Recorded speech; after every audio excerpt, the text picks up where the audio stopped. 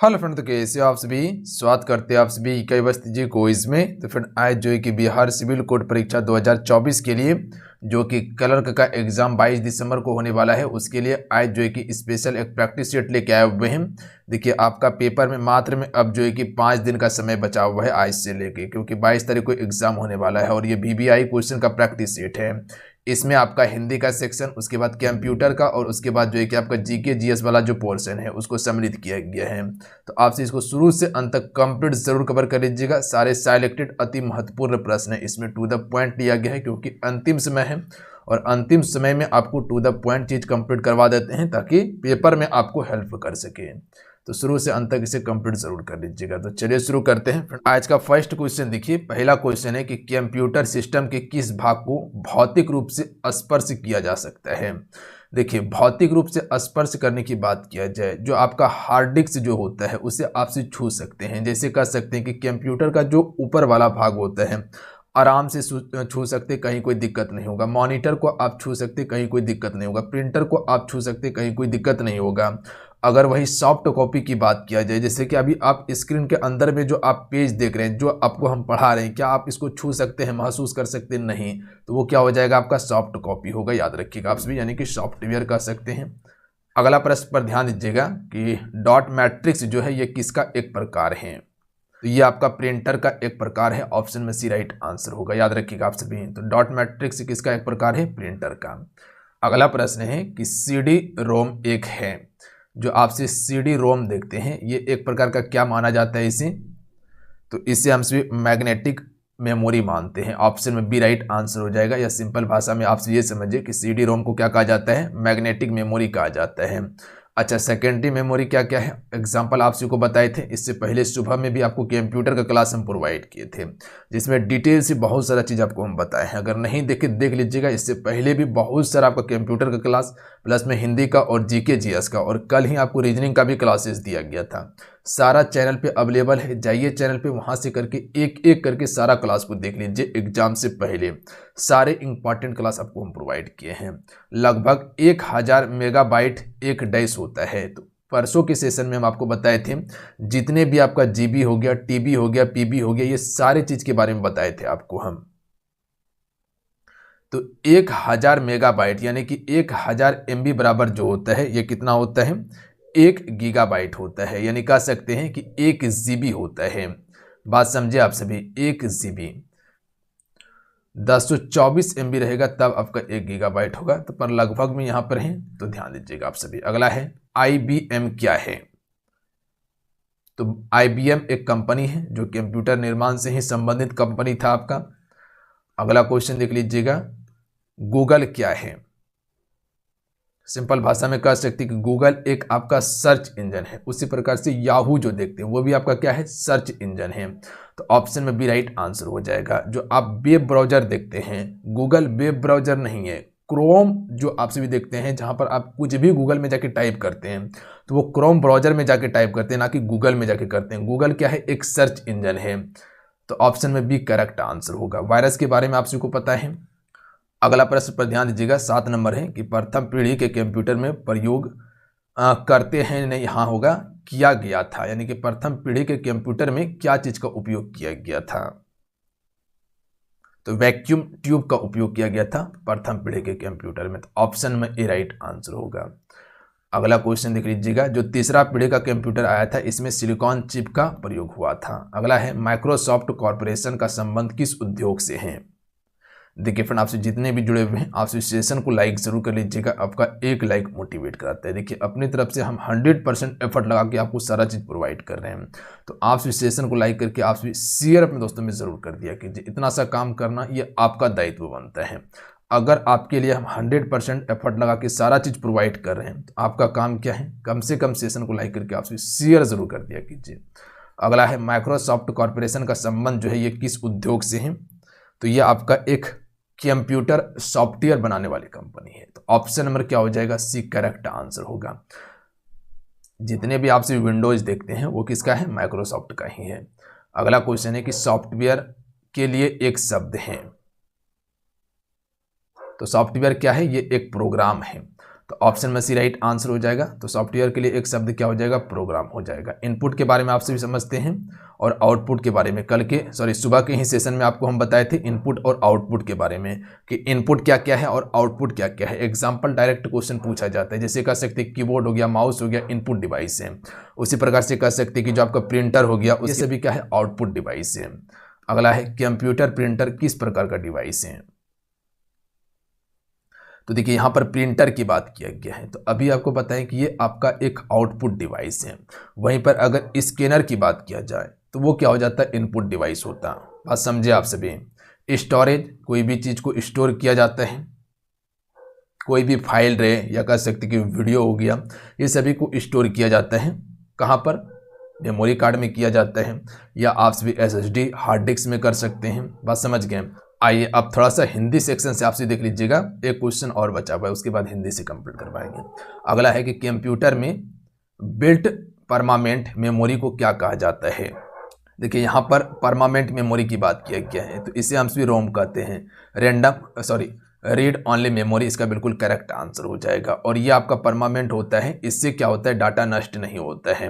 अगर जैसे कंप्यूटर पे कार्य कर रहे हैं, अगर लाइट आपका भाग जाता है या बंद हो जाता है तो डाटा इससे जो है कि आपका नष्ट नहीं होगा। बट रैम जो होता है ये एक आपका अस्थायी मेमोरी होता है, याद रखिएगा। जैसे कंप्यूटर आपका बंद होगा, जो भी रैम में आपका डाटा था वो पूर्णतः समाप्त हो जाता है। बात समझे आप सभी, बिल्कुल समझ गए। तो ऑप्शन नंबर इसका क्या होगा, बी करेक्ट आंसर होगा, ना कि ए। अगला क्वेश्चन है, पुस्तक से कौन सा विशेषण बनेगा।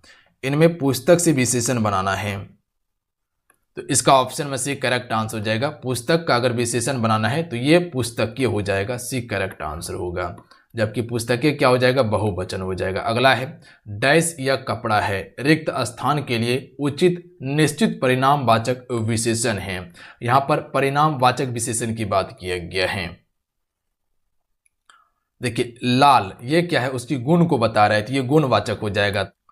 थोड़ा हो गया, बहुत हो गया, तो ये अनिश्चित परिणाम बोधक विशेषण हो जाएगा। जबकि सुंदर, ये भी आपका क्या है, गुणवाचक विशेषण है।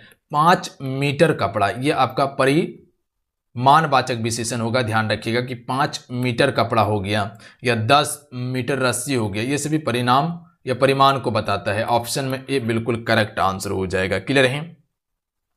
और परिमाणवाचक में भी दो होता है, एक निश्चित एक अनिश्चित होता है। निश्चित में जैसे कि 5 मीटर कपड़ा हो गया, 10 मीटर रस्सी हो गया, तो ये निश्चित बात किया जाता है। और अनिश्चित में क्या होता है, कुछ मीटर कपड़ा, कुछ मीटर रस्सी, तो ये अनिश्चित हो जाता है। अगला क्वेश्चन देख लीजिएगा, वाक्य के जिस पद से किसी कार्य के होने का पता चले उसे हम सभी क्या कहते हैं, तो उसे हम सभी क्रिया कहते हैं। ध्यान रखिएगा आप सभी, वाक्य के जिस पद से किसी कार्य के होने का पता चले उसे हम सभी क्या कहते हैं, क्रिया कहते हैं। याद रहेगा आप सभी को, एक साकर्मक क्रिया, एक आकर्मक क्रिया को याद रखिएगा, जहां से क्वेश्चन पूछा जाता है पेपर में कि कौन सा साकर्मक है और कौन सा आकर्मक है। अगला क्वेश्चन है, निम्न में से विशेषण से संबंधित अशुद्ध वाक्य की पहचान करें। इनमें से विशेषण से संबंधित कौन सा एक अशुद्ध वाक्य है। 4 ऑप्शन दिया हुआ है, चलिए बताइएगा आप सभी, ऑप्शन को पढ़िए क्या कहना चाह रहा है। विशेषण से संबंधित अशुद्ध वाक्य, तो ऑप्शन में डी करेक्ट आंसर हो जाएगा। मेरी गाड़ी ऐसी नहीं जैसी आपकी कार है, ये विशेषण से संबंधित क्या है, अशुद्धि है। ध्यान रखिएगा आप सभी, यानी कि अशुद्ध वाक्य हैं। जो आप सभी ऐसी और जैसी जो देख रहे हैं, ये सर्वनामिक विशेषण के प्रकार की तरह यूज नहीं हुआ है, ध्यान रखिएगा। जबकि मुझे वैसा आदमी मत समझो, ये आपका सर्वनामिक विशेषण के तौर पर आपका जो कि प्रयोग हुआ है। मैं ऐसे वैसे लोगों से दोस्ती नहीं करता, इसमें भी जो कि सर्वनामिक विशेषण है। वह आदमी मेरे घर आया है, इसमें भी सर्वनामिक विशेषण है। ध्यान रखिएगा आप सभी, यानी कि ये सभी तो विशेषण की दृष्टि से बिल्कुल सही है, पर सही नहीं है ऑप्शन नंबर डी, यही अशुद्ध वाक्य है। अगला क्वेश्चन देख लीजिएगा, क्वेश्चन है कि क्रिया विशेषण शब्द होते हैं। क्रिया विशेषण शब्द क्या होते हैं, तो क्रिया की विशेषता जो बतलाते हैं उसी को हम सभी क्या कहते हैं, क्रिया विशेषण शब्द कहते हैं। बी करेक्ट आंसर होगा, ध्यान रखेंगे आप सभी। अगला है, दिए गए वाक्य में क्रिया ज्ञात कीजिए। श्याम सोता है, इसमें कौन सा क्रिया है। अभी बताए थे कि साकर्मक क्रिया और आकर्मक क्रिया के बारे में क्वेश्चन पूछा जाता है, तो यहाँ पर दिया हुआ है कि श्याम सोता है, इसमें कौन सा क्रिया हो जाएगा। तो सिंपल से है, आपको बताया है कि इसमें क्या और कहाँ आपको यूज करना है।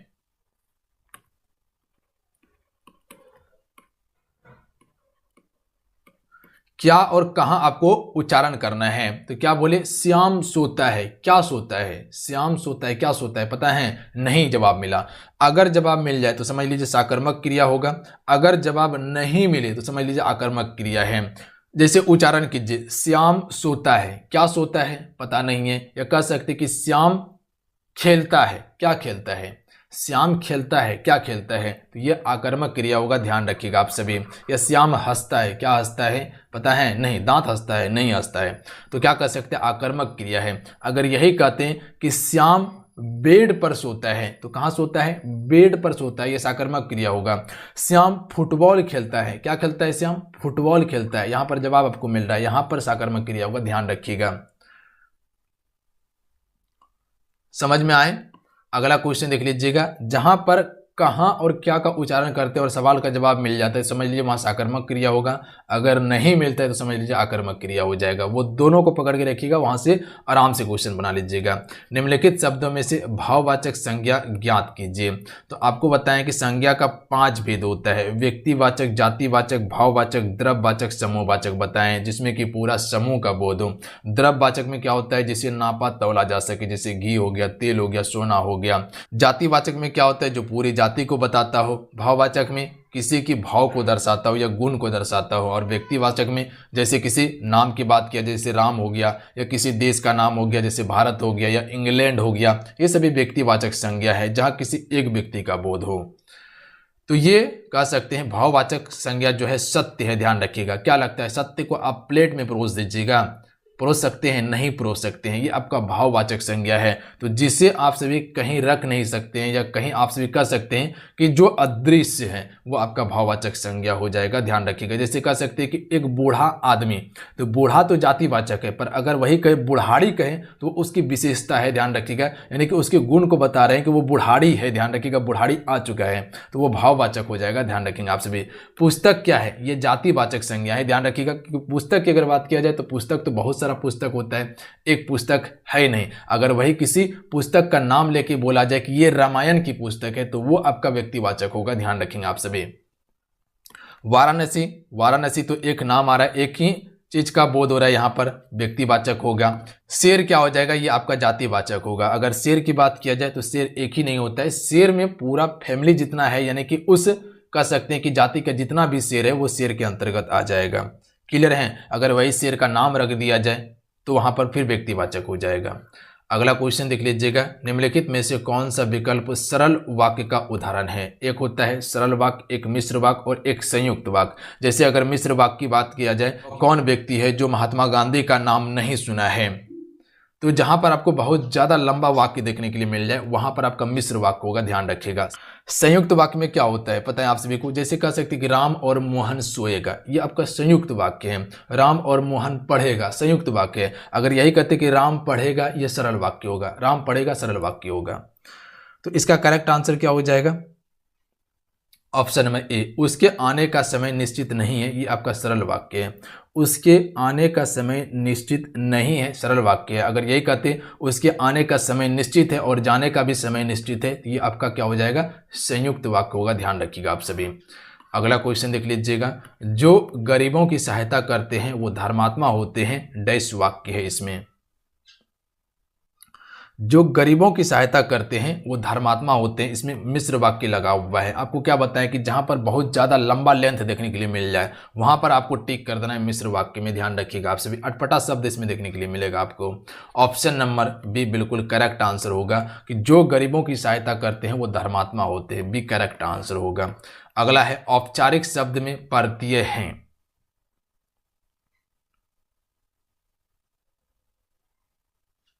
हम छोटा छोटा चीज आपको बता रहे हैं जिससे कि आप पहचान कर सकते हैं। औपचारिक शब्द में प्रत्यय लगा हुआ है, तो प्रत्यय क्या बताएं आपको, ये किसी भी शब्द के पीछे में लगकर उसका स्वरूप को बदल देता है। उपसर्ग किसी भी शब्द के आगे में लगता है और प्रत्यय किसी भी शब्द के पीछे में लगता है। उच्चारण करके देखिए, औपचारिक, इक लगा हुआ है, इक प्रत्यय लगा हुआ है, तो आप सभी कह सकते हैं ऑप्शन में सी करेक्ट आंसर होगा। अगला क्वेश्चन देख लीजिएगा, कौन सा शब्द प्रति उपसर्ग से नहीं बना हुआ है। तो उपसर्ग की बात क्या है, तो आपको बताएं कि शब्द के आगे में उपसर्ग शब्द लगता है। इनमें से कौन सा शब्द जो है प्रति उपसर्ग से नहीं बना है, तो प्रतिवादी तो बना हुआ है, यहीं पर दिख रहा है। प्रत्येक, ये भी आपका प्रति उपसर्ग से बना हुआ है। प्रत्येक, ये भी आपका प्रति उपसर्ग से बना हुआ है। प्रकाश जो है ये इसमें प्रति नहीं लगा हुआ है, सिर्फ पूरा लगा हुआ है, ध्यान रखिएगा आप सभी। Option number D correct answer होगा। अगला है निर्देश दिए गए प्रश्न में मुहावरा एवं लोकोक्ति का सही विकल्प छांटिए। आंख उठाकर ना देखना, इसका सही अर्थ क्या होगा मुहावरे में या लोकोक्ति में? आंख उठाकर ना देखना,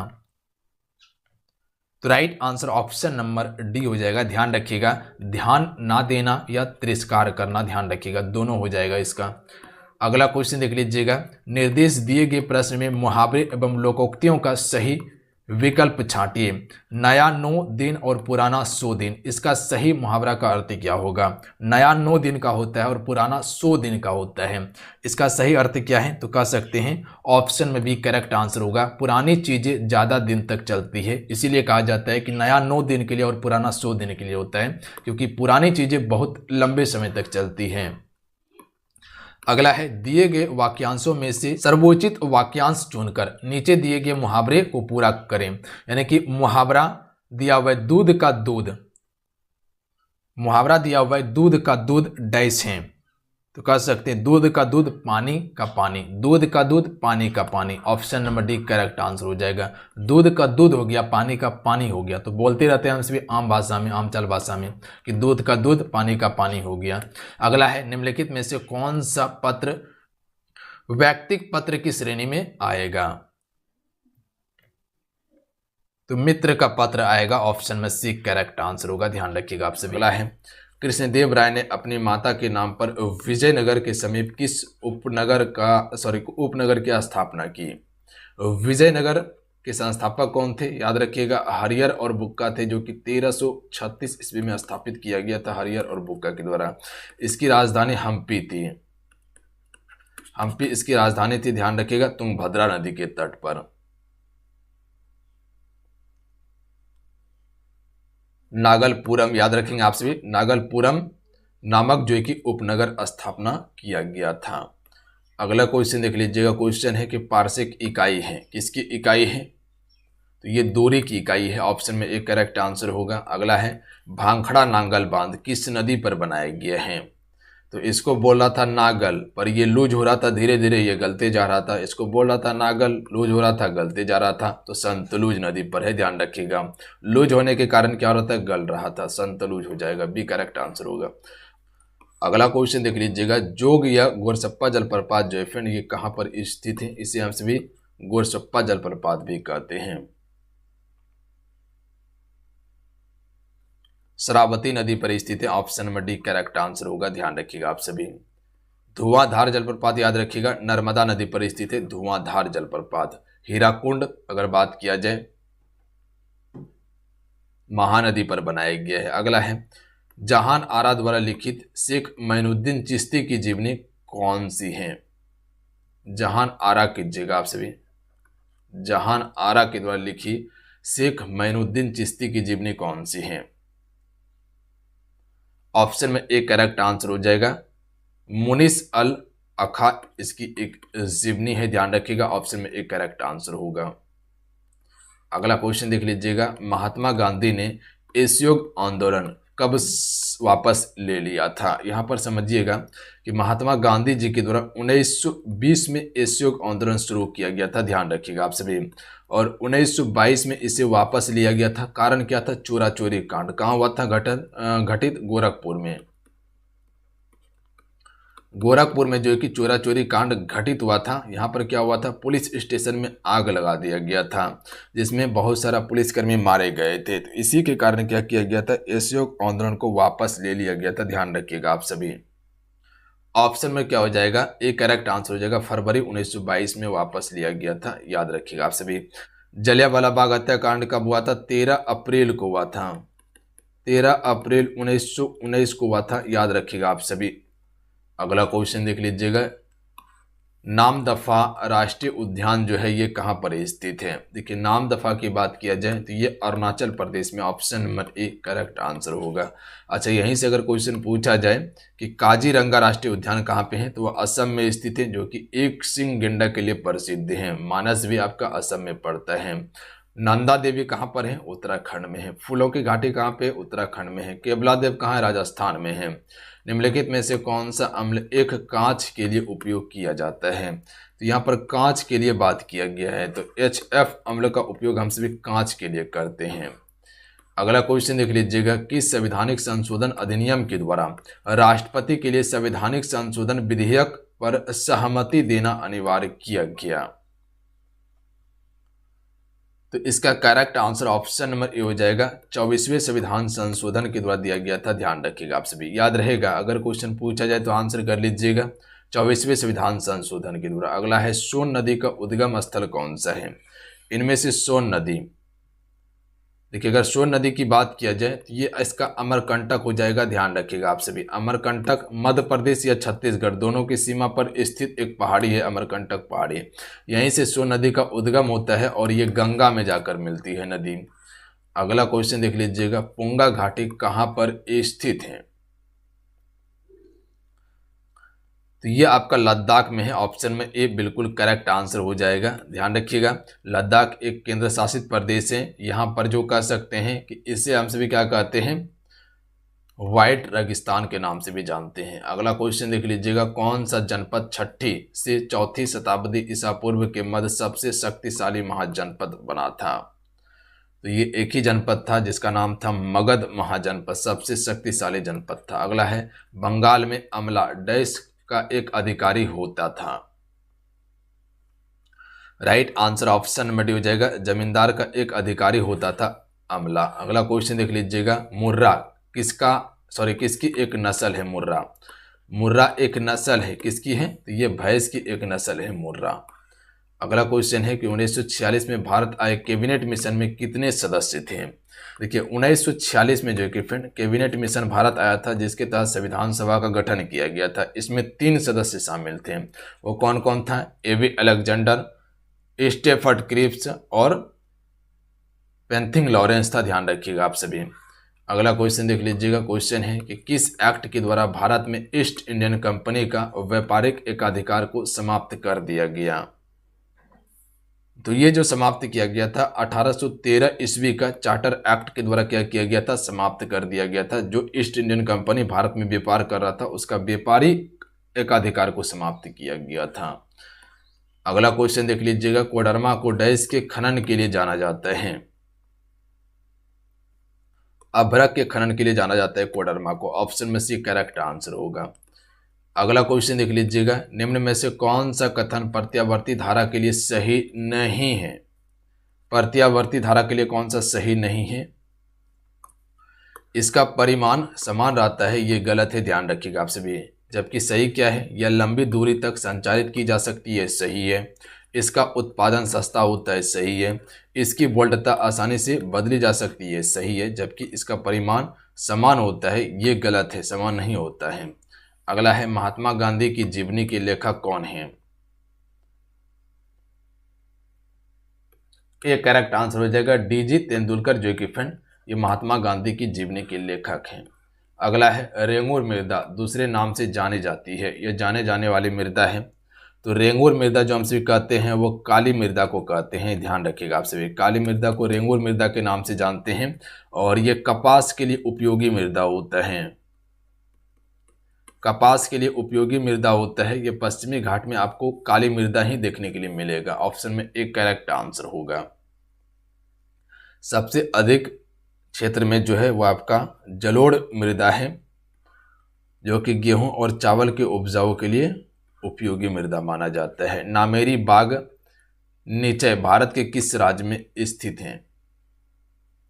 नामेरी की यहाँ पर बात किया गया है, तो ऑप्शन में एक करेक्ट आंसर होगा, असम में स्थित है नामेरी। ध्यान रखिएगा आप सभी, यह कह सकते हैं कि नामेरी बाग अभ्यारण्य जो है ये आपका असम में है। अगला है, भारत में मीठे पानी की सबसे बड़ी झील कौन सी है? बुलर झील, ऑप्शन में भी करेक्ट आंसर होगा।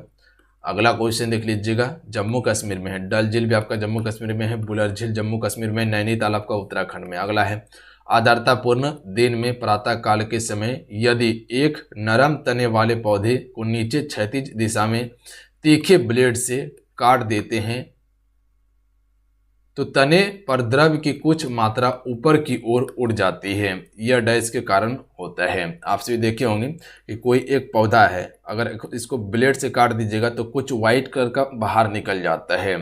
तो ये जो होता है ये किस कारण से होता है? मूल दाब के कारण बाहर होता है। ध्यान रखिएगा, ऑप्शन में डी करेक्ट आंसर होगा। ज़्यादा इसमें कुछ दिमाग ही नहीं लगाना था। अगला है, सल्तनत काल के दौरान दीवान ए आरिज डैश विभाग था। दीवान ए आरिज जो है फ्रेंड, ये किसका विभाग था? ये एक सैन्य विभाग था। अगला है, निम्नलिखित में से कौन सा अकबर के काल का भूमि वर्गीकरण नहीं है? अकबर के काल की भूमिकरण का वर्गीकरण नहीं है। अकबर के काल का भूमिकरण का वर्गीकरण जो है इनमें से कौन सा नहीं है? अकबर के समय का जो भूमिकरण का वर्गीकरण जो नहीं है इनमें से कौन सा नहीं है? जरीबा नहीं है। ध्यान रखिएगा आप सभी। जबकि आपका पुलाज है, प्रोती है और बंजर, ये सभी अकबर के समय का है। तो चलिए आज कितना ही। आज के इस क्लासेस में हम सभी कुल 50 क्वेश्चन कवर किए हैं, जो सारे सिलेक्टेड क्वेश्चन लिया गया था। जहां आपको बताया गया था कि इसको ध्यान नहीं रखना है तो उसको ध्यान नहीं रखिएगा, सिर्फ एक बार याद रखिएगा, एक बार पढ़ लीजिएगा ताकि दिमाग में आपका वो चीज़ रहे, आगे आपको काम दे। तो मिलते हैं। जय हिंद, वंदे मातरम। ध्यान रखिएगा, पढ़ाई करते रहिएगा। आपसे भी जाते जाते फ्रेंड क्लास को लाइक करके शेयर अपने दोस्तों में जरूर करके जाइएगा।